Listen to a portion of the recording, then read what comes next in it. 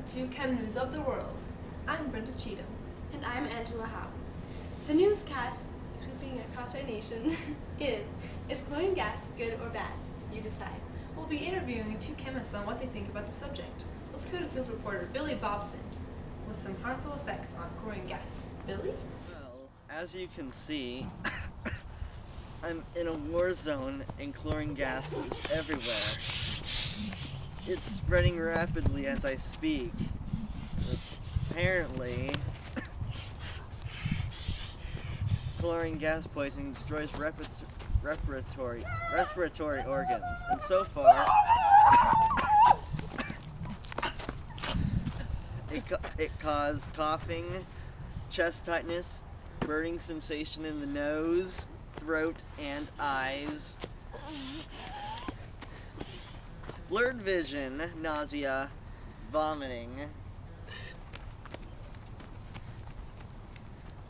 difficulty breathing, a burning pain,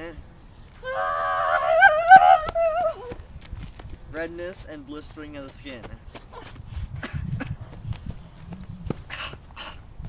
At least I don't have watery eyes, or that would be... Uh-oh. Ah! Thank you, Billy.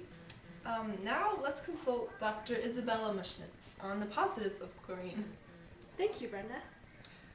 What can you tell us about chlorine? Well, this poisonous gas consisting of 2 chlorine atoms is one of the most commonly produced chemicals in the United States today. It can actually cleanse and treat impure water to make it drinkable. Wow, tell us more about this water treatment. Chlorine gas is water soluble. Also, chlorine is a cleaning agent. Although it is poisonous, it also purifies water, thus making it drinkable. Well, now we know what chlorine gas can do and what its positives and negative aspects are. Now, tell us who discovered it. The founder of chlorine gas is Carl Wilhelm Scheele in 1774. While mixing pyrolusite with hydrochloric acid, a greenish-yellow gas was emitted from the mixture. He did not know what this gas was, and he said that it was the most oppressive to the lungs and had a suffocating odor. Not until 1807 was the element finally named. It was named chlorine by Sir Humphrey Davy from the Greek word chloros, which means greenish-yellow. Oh, very good. Well, is there anything else you have to say about this subject? Even though chlorine gas is very important in modern-day society, such as bleach, disinfectant, and pesticides, it can be a very deadly gas. Well, thank you, Dr. Muschnitz. That was some very interesting insight. Now, for another chemist insight into chlorine gas, we go to Dr. H. Vanguard.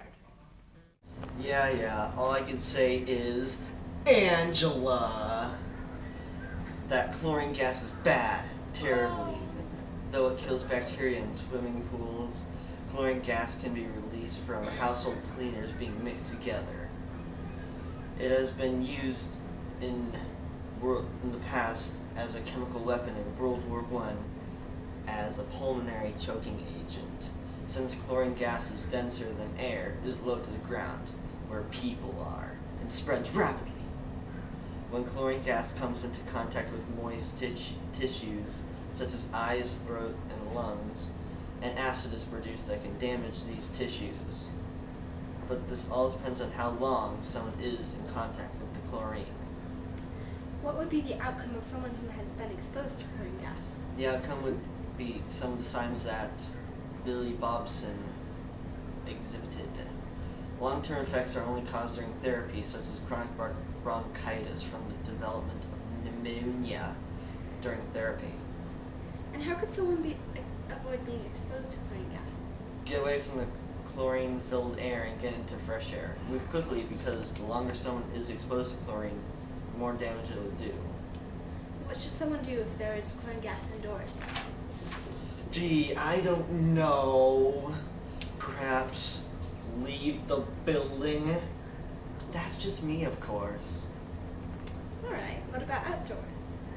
Again, get away from it, quickly, or to the highest area available. Well, that was a lot of insight, but now it's up to you to decide. Is chlorine gas good or bad? This concludes our broadcast. Until next time.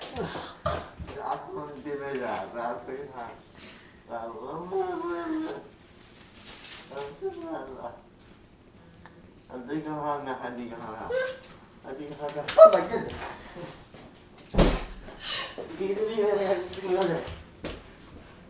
I can